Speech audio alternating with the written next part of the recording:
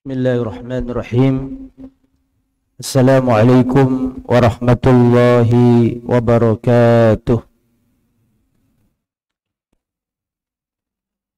Innal hamdalillah nahmaduhu wa nasta'inuhu wa nastaghfiruh wa na'udzu billahi min shururi anfusina wa min sayyiati a'malina.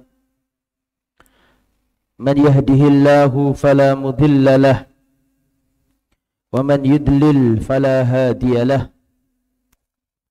وأشهد أن لا إله إلا الله وحده لا شريك له وأشهد أن محمدا عبده ورسوله لا نبي ولا رسول بعده اللهم صل وسلم وبارك على نبينا محمد wa ala alihi wa sahbihi ajma'in, amma ba'du. Para hadirin rahimani wa rahimakumullah, alhamdulillah kita bersyukur memuji Allah diberi kemudahan bisa kembali bertemu di Masjid Al-Ikhlas. Wassalatu wassalam ala Rasulillah, dan salawat serta salam semoga terlimpahkan kepada baginda kita yang mulia Rasulullah Muhammad sallallahu alaihi wasallam beserta para sahabatnya, para keluarganya, dan seluruh umatnya yang setia berjalan di atas sunnah dan ajarannya. Para hadirin, kita lanjutkan kajian kitab Sahih Al-Adab Al-Mufrad karya Imam Al-Bukhari yang disahihkan hadisnya oleh Imam Al-Albani.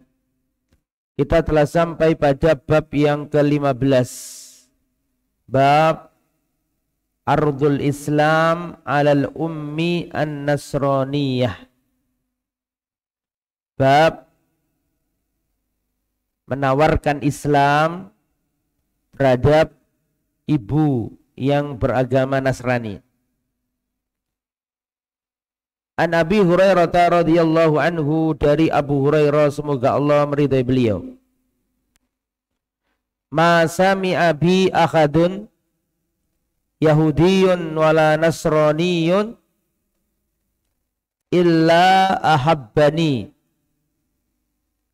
Kata Abu Hurairah, tidaklah seorang pun mendengarkan aku, baik Yahudi maupun Nasrani, kecuali dia akan mencintaiku. Ini menunjukkan Abu Hurairah itu orangnya luwes. Abu Hurairah itu orangnya pandai bergaul. Sampai-sampai Abu Hurairah berkata, ma sami'a bi ahadun Yahudiyun wala Nasraniyun illa ahabbani. Tidaklah mendengarkanku seorang Yahudi maupun Nasrani kecuali mencintaiku. Kemudian Abu Hurairah melanjutkan, inna ummi kuntu uriduha alal Islam fata'ba. Sesungguhnya ibuku, aku ingin mengajaknya masuk Islam, fata'ba, tapi ibuku enggak mau masuk Islam. Fakultu laha, maka aku berkata kepada ibuku, fa'abat, diajak untuk masuk Islam, enggak mau. Fa'ataitun Nabiya sallallahu alaihi wasallam, maka aku mendatangi Rasulullah sallallahu alaihi wasallam. Fakultu, aku berkata, ud'ullaha laha, ya Rasulullah, ibuku aku ajak masuk Islam, tidak mau. Maka tolong doakan beliau ya Rasulullah. Fada'a, maka akhirnya Rasulullah mendoakan ibunya Abu Hurairah Allahumma hdi umma Abi Hurairah. Ya Allah, berikan hidayahmu kepada ibunya Abu Hurairah.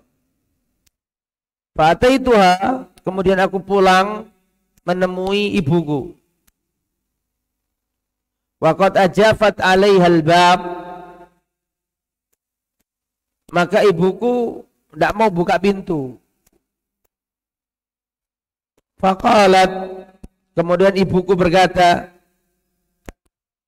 jadi ketika pulang ke rumahnya, Abu Hurairah ingin masuk, dilarang dulu sama ibunya, enggak dibukakan pintu. Faqalat, kemudian ibunya berkata, ya Abu Hurairah, inni aslamtu. Wahai Abu Hurairah, sesungguhnya aku masuk Islam. Fa akhbartun Nabiyya sallallahu alaihi wasallam, kemudian aku balik ke Rasulullah mengabarkan berita gembira ini. Wa qultu, aku berkata ke Nabi, ud'ullaha li wa li ummi. Ya Rasulullah, tolong doakan aku dan doakan ibuku. Faqala, kemudian Rasulullah berdoa, Allahumma abduka Abu Hurairah wa ummuhu ahab wa ahibbahuma ilan nas wa ahibbahuma ilan nas. Ya Allah, hambamu Abu Hurairah dan ibunya, ahibbahuma ilan nas, cintailah keduanya ya Allah. Selesai hadis ini. Hadis ini jadi ceritanya begini. Abu Hurairah ini punya seorang ibu. Abu Hurairah ini termasuk sahabat yang terkenal dengan berbakti kepada orang tuanya. Tapi ketika Abu Hurairah mengajak orang tuanya masuk Islam, maka orang tuanya ini enggan, tidak mau. Bahkan dalam riwayat mencela Nabi, diajak masuk Islam tidak mau, malah mencela Nabi. Akhirnya Abu Hurairah mendatangi Rasul dan berkata, ya Rasulullah, aku mengajak ibuku masuk Islam tapi enggak mau. Bahkan mencelamu ya Rasul. Tolong doakan ibuku ya Rasulullah. Maka Rasulullah berdoa, Allahumma hdi umma Abi Hurairah. Ya Allah, berikan hidayah kepada ibunya Abu Hurairah. Langsung Abu Hurairah pulang, balik ke rumahnya. Dalam riwayat dikatakan, Abu Hurairah mendengarkan kemericik air, suara orang mandi. Dan ibunya berkata, tahan dulu wahai Abu Hurairah, jangan masuk dulu. Enggak dibukakan pintu. Setelah itu ibunya berpakaian rapi, membuka pintu. Abu Hurairah masuk. Kemudian ibunya berkata, asyhadu an la ilaha illallah wa asyhadu anna Muhammad Rasulullah. Masuk Islam, bersyahadat. Kemudian Abu Hurairah balik ke Nabi lagi, saking senangnya. Saking senangnya karena ibunya masuk Islam. Abu Hurairah datang lagi ke Nabi, dan Abu Hurairah berkata, ya Rasulullah, doakan aku dan doakan ibuku.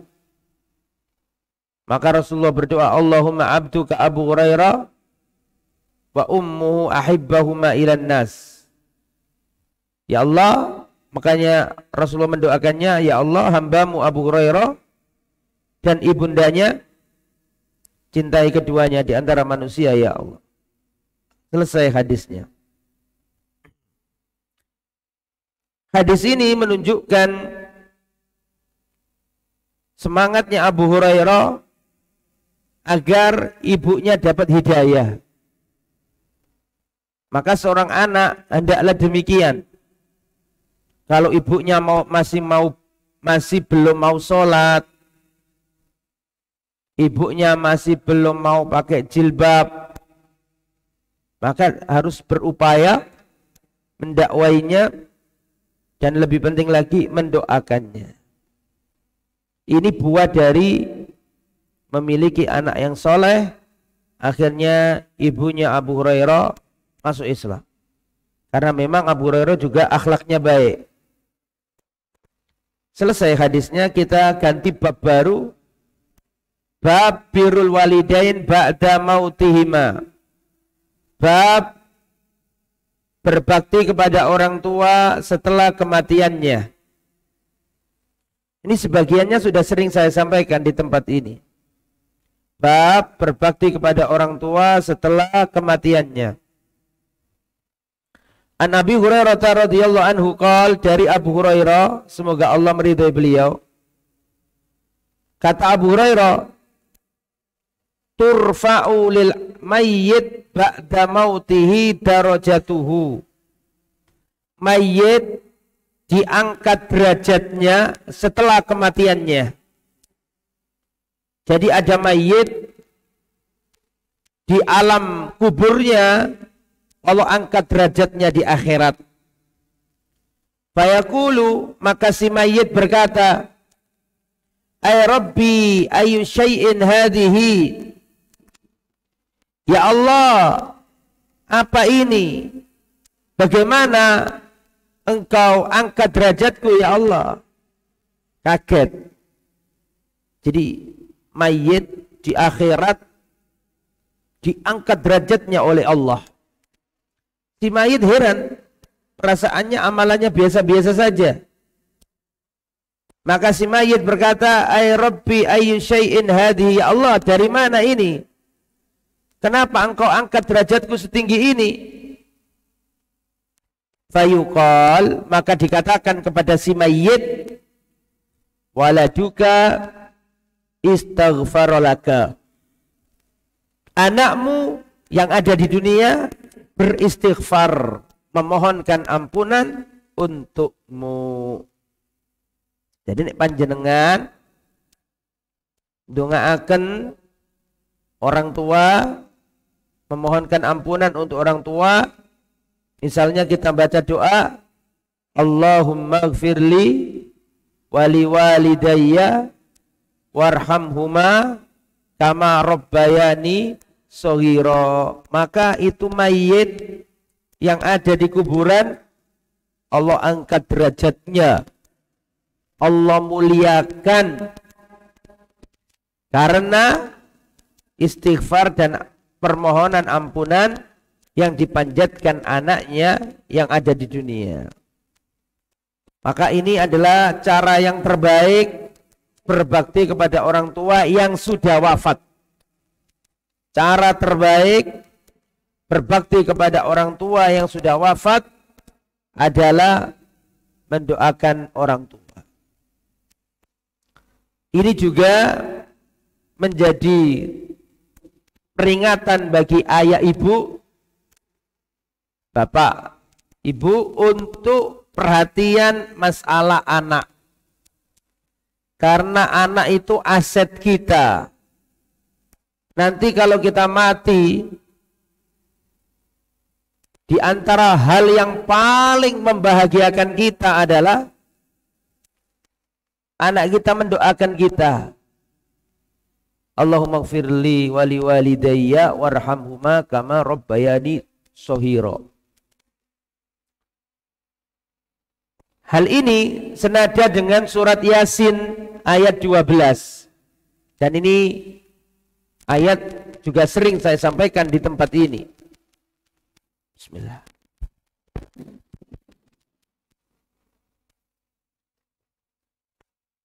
Dalam surat Yasin ayat 12 Allah berfirman, inna nahnu nuhyil mauta wa naktubu ma qaddamu wa atharahum.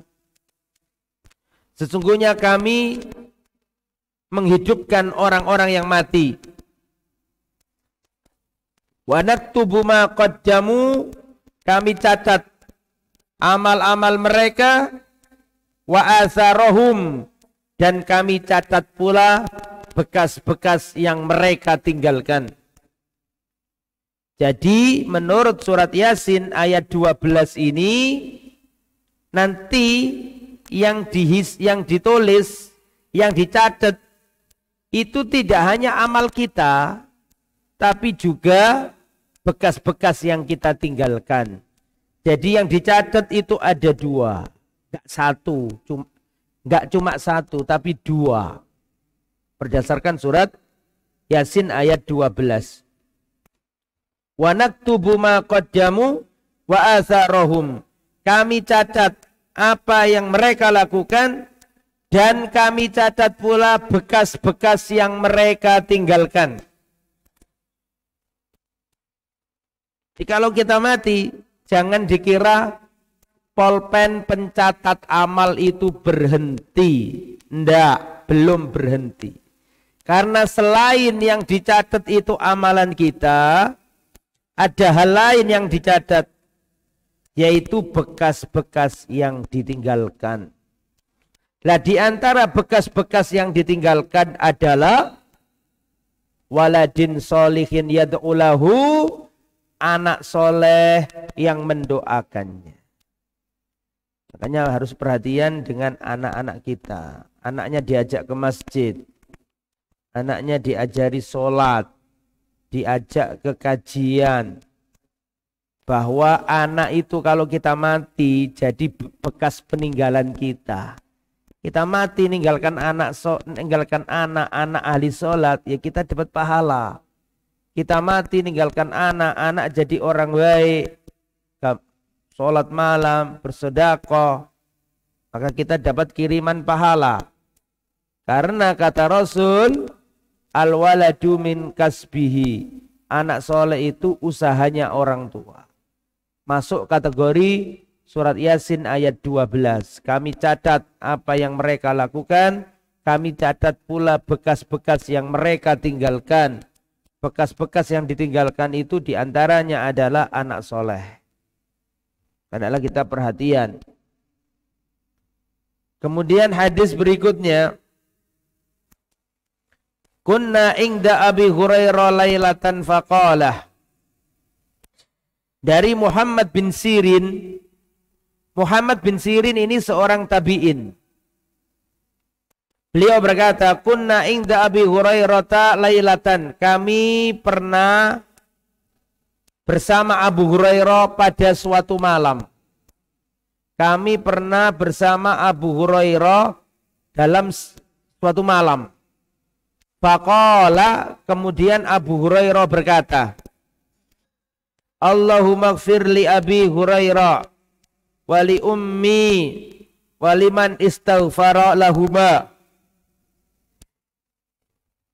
Ya Allah, ampunilah Abu Hurairah dan ampunilah ibunya Abu Hurairah. Dan ampunilah orang-orang yang memohonkan ampunan untuk keduanya. Saya ulangi, perhatikan baik-baik. Kata Abu Hurairah, ya Allah, ampunilah dosaku dan dosa ibuku. Ampunilah dosanya Abu Hurairah, dirinya sendiri. Ampunilah dosanya Abu Hurairah dan dosanya ibunya Abu Hurairah. Dan ampunilah ya Allah dosanya orang yang memohonkan ampunan untuk keduanya. Itu Abu Hurairah dan ibunya. Kata Muhammad bin Sirin, tabi'in yang meriwayatkan hadis ini, wa nahnu nastaghfiru lahuma. Aku termasuk yang mendoakan keduanya. Mendoakan Abu Hurairah dan ibunya. Supaya aku masuk doanya Abu Hurairah. Bingung apa enggak? Ya jamaah. Jadi Abu Hurairah itu berdoa, ya Allah ampuni dosanya Abu Hurairah dan dosanya uminya Abu Hurairah. Dan ampunilah dosa orang-orang yang mau memohonkan ampunan untuk keduanya. Keduanya ini siapa? Dirinya sendiri Abu Hurairah sama siapa? Ibunya. Kata perawinya Muhammad bin Sirin, seorang sahabat Nabi, dia berdoa, aku termasuk orang yang mendoakan Abu Hurairah dan ibunya. Supaya aku masuk, doanya siapa? Abu Hurairah. Dan ada hadis yang berbunyi, Pak, penting untuk diketahui, perhatikan baik-baik. Ada hadis berbunyi,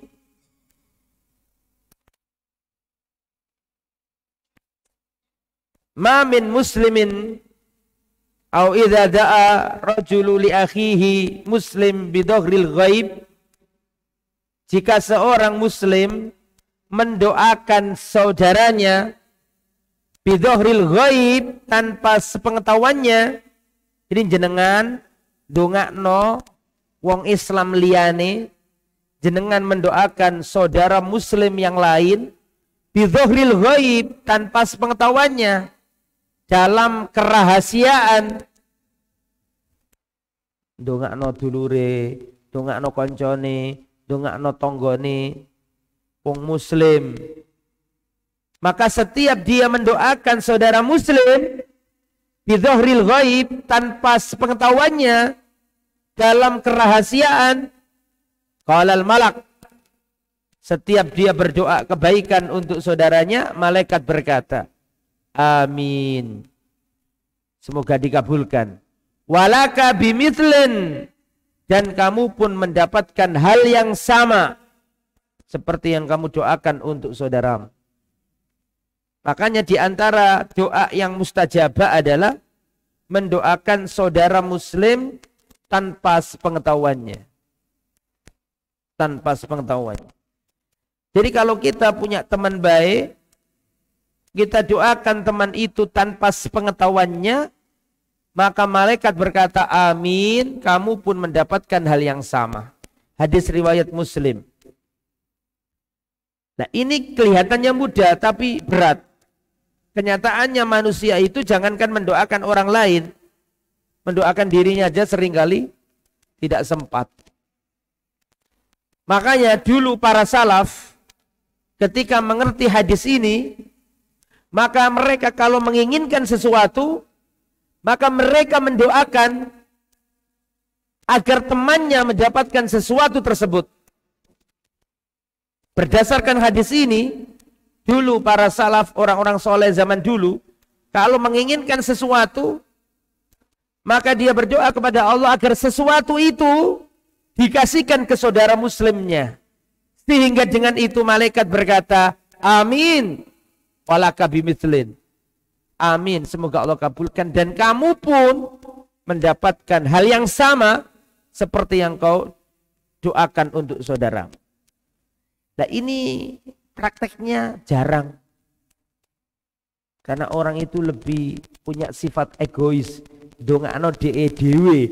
Itu pun kadang-kadang nggak sempat.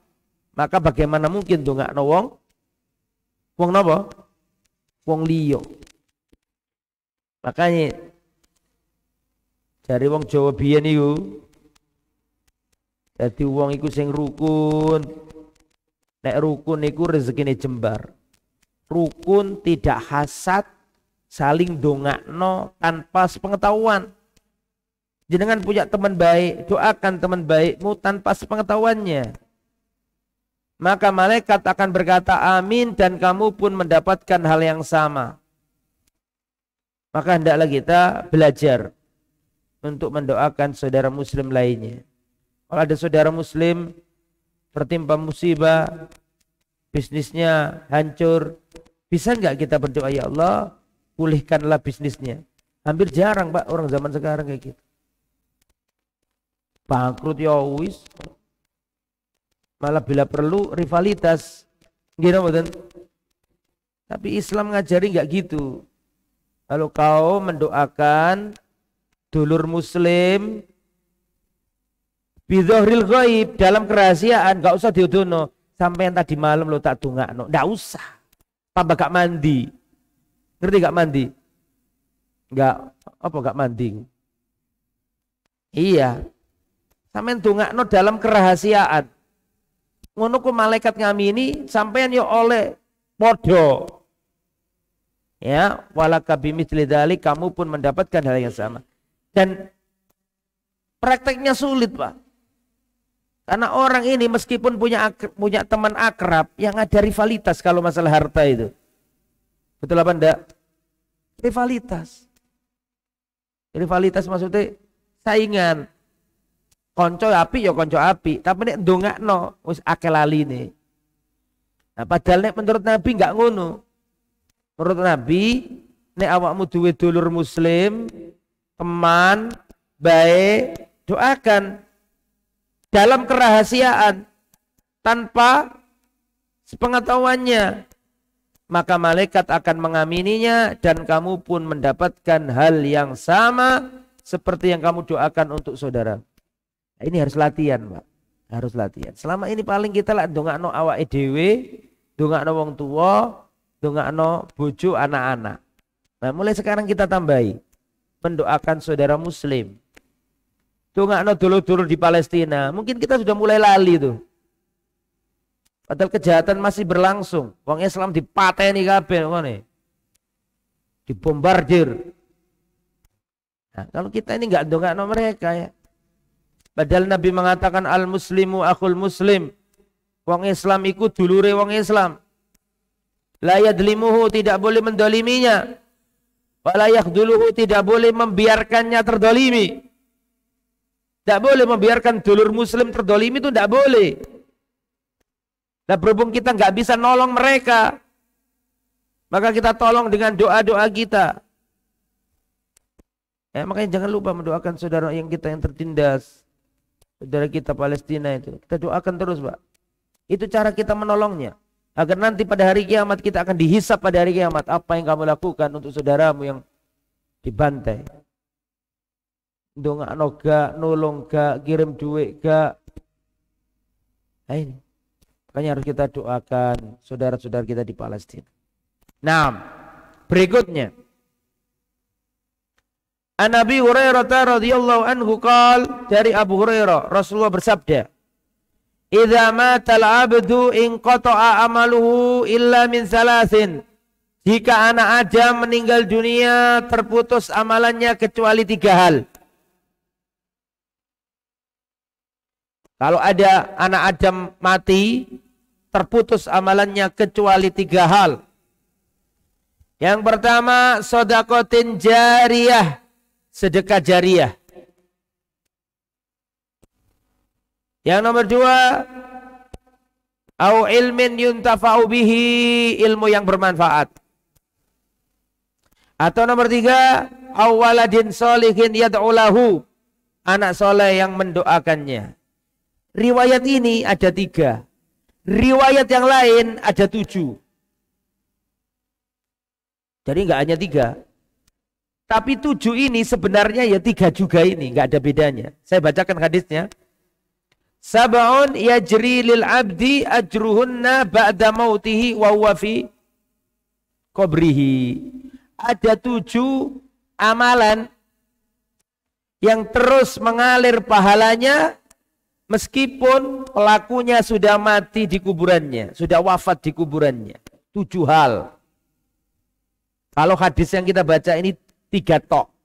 Sedekah jariyah, terus apa tadi? Ilmu yang bermanfaat dan anak soleh. Dalam hadis yang lain ada 7. Lah 7 ini tafsir dari surat Yasin ayat 12 tadi. Surat Yasin ayat 12 tadi lah. Yang kami catat adalah amal mereka dan bekas-bekas yang mereka tinggalkan. Kata Nabi, ada 7 bekas yang terus mengalir. Apa saja 7 ini? Yang pertama, man 'allama ilman, orang yang mengajarkan ilmu. Guru TPA, wah itu pahalanya luar biasa, Pak. Bayangkan ngajari wong iso maca Al-Fatihah, Pak. Ngajari arek-arek cili iso maca Quran, maca Al-Fatihah. Iku anak cili iku mang salat membaca surat Al-Fatihah, bisa baca Al-Fatihah diajari guru-guru TPA itu mah. Sampai mati setiap sholat terus dapat kiriman pahala itu guru-guru TPA itu. Guru TPA itu guru yang paling luar biasa pahalanya daripada dosen. Guru TPA itu bayarannya didik, pahala wakeh. Soalnya arek-arek cilik iso maca Al-Fatihah diajari guru TPA. iso ngajak, iso ndonga, doa-doa pendek diajari guru TPA. Bareng ngono arek cilik ngamalno sampai mati, Pak. Arek cilik nek salat baca Al-Fatihah terus guru TPA oleh pahala terus. Dan jenengan jangan kalah sama guru TPA, kita pun harus ngajari anak kita. Saya itu Pak bisa baca Quran diajari ibu saya, bukan guru TPA. Meskipun ada langgar dulu di desa kan, ada langgar, ada ustadz di desa yang ngajari, tapi saya bisa ngebaca Quran diajari ibu saya. Nah itu usahakan kita juga punya andil untuk ngajari anak cucu kita baca alif ba ta itu. Kalau sampai bisa baca Quran, baca Al-Fatihah karena kita yang ngajari, Pak. Terus dipakai sholat bendino, apa gak pahala terus itu, ngalir terus. Guru-guru TPA, guru-guru madrasah, dan guru-guru agama secara umum. Nah itu pahalanya luar biasa itu. Dan itu nggak mesti miliknya ustadz, nggak mesti miliknya kiai, nggak mesti miliknya tuan guru, nggak mesti. Jenengan sebagai ayah, jenengan sebagai ibu, sebagai kakek, ngajak anaknya, cucunya, ayo ngaji nak, pergi nang masjid, duduk, punya andil. Maka kalau seandainya nanti cucunya itu mengamalkan kebaikan terus, kakeknya dapat pahala. Punya cucu, kalau makan tangan kiri ditegur oleh kakeknya, wahai anakku, cucuku, sampai nek mangan kudu pakai tangan kanan. Kalau makan nak pakai tangan kanan. Diajari kakek. Mari ngono cucune setiap kali makan pakai tangan kanan terus. Meskipun kakeknya udah wafat terus dapat kiriman pahala. Karena dia dulu mengajarkan ilmu yang bermanfaat.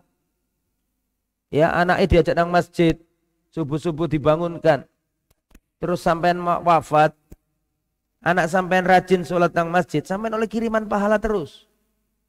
Sampean dadi wong tua, sampean pondokno anak sampean, sampean ajarkan ilmu agama, sampean wafat, sampean oleh kiriman pahala terus. Ilmu yang bermanfaat. Yang nomor 2. Apa nomor 2 itu? Man ajro nahron, orang yang mengalirkan sungai. Kata Rasul 7 hal yang pahalanya terus mengalir ke pelakunya meskipun sudah meninggal dunia, ada di kuburannya. Terus pahalanya mengalir 7 hal. Yang pertama ngajarkan ilmu, yang kedua mengalirkan sungai. So, bayangkan Rasulullah ini hidupnya di gurun pasir. Di Mekah nggak ada sungai. Setelah itu hijrah ke Medina, nggak ada sungai. Nggak ada sungai, Pak. Di Jazirah Arab itu nggak ada sungai. Nggak ada sama sekali, nggak ada. Gurun. Tapi Nabi berbicara tentang sungai. Coba bayangkan. Silakan dibayangkan. Wong Nabi itu nggak pernah ketemu sungai. Ketemu ya mungkin ya. Tapi di mana ketemunya? Tapi mungkin. Meskipun nggak tahu itu terjadi apa enggak, tapi masih memungkinkan. Tapi Nabi hidup di tempat yang enggak ada sungainya. Mekah itu enggak ada sungainya, Medina juga enggak ada sungainya, sampai Rasulullah wafat di Medina. Rasulullah belum pernah ke Mesir, ada sungai Nil di sana. Rasulullah dalam sejarah belum pernah ke Irak, ada sungai Furat, sungai Eufrat, ada sungai Dajlah. Enggak ada riwayat Nabi pernah ke Irak. Jadi Nabi enggak pernah melihat sungai atau nggak pernah ada di lingkungan yang ada sungainya. Tapi Nabi berbicara au ajronahron, orang yang mengalirkan sungai. Makanya sungai-sungai itu, Pak, harusnya diperbaiki. Jangan dibuangi limbah. Seperti di Eropa itu orangnya kafir, tapi mereka itu nilai Islam diamalkan oleh mereka. Nah kita ini yang Islam diajari Nabi, tapi kadang-kadang nggak menjalankan. Nabi ini berbicara seakan-akan beliau itu pemerhati lingkungan hidup. Alirkan sungai. Jangan dimampeti sungai itu. Sungai itu kehidupan. Mengalirkan air. Untuk ternak. Untuk irigasi. Untuk tanaman-tanaman. Dan Nabi sudah membicarakan itu. Nomor 3, au hafaro bi'ron, atau membuat sumur. Membuat sumur itu pahalanya luar biasa, Pak. Luar biasa pahalanya. Ada hadis yang berbunyi, afdalus sodakoti sakyul ma. Seutama-utama sodako adalah ngasih air. Seutama-utama sodako adalah ngasih air. Masih ingat nggak? Ada kisah seorang pelacur Bani Israel menjumpai seekor anjing kehausan. Ada seekor anjing kehausan. Terus ada pelacur Bani Israel. Pelacur loh ini. Pelacur Bani Israel melihat ini anjing kehausan. Terus di situ ada sumur. Maka pelacur ini mengambil air dari sumur. Dikasihkan ke anjing ini. Maka Allah mengampuni dosanya. Padahal sing nolong ini pelacur dianggap hina. Sing ditolong anjing dianggap hina. Tetapi dia bersodako dengan air. Afdalus sodakoti sakyul ma. Seutama-utama sodako adalah ngasih air. Maka Allah ampuni dosanya pelacur itu. Padahal itu duduk sumur DE. Gini betul. Itu kan bukan sumurnya pelacur. Lalu bagaimana orang yang membuat sumur tuh? Sayyiduna Utsman bin Affan dalam riwayat dikatakan ketika Madinah kering kerontang,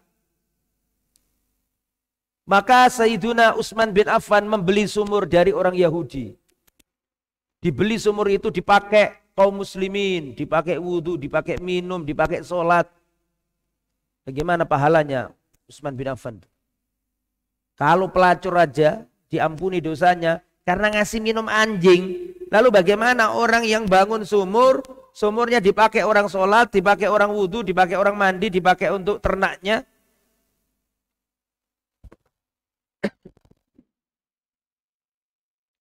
Sebagai inspirasi aja saya ceritakan, dan ini mungkin pernah saya ceritakan ya.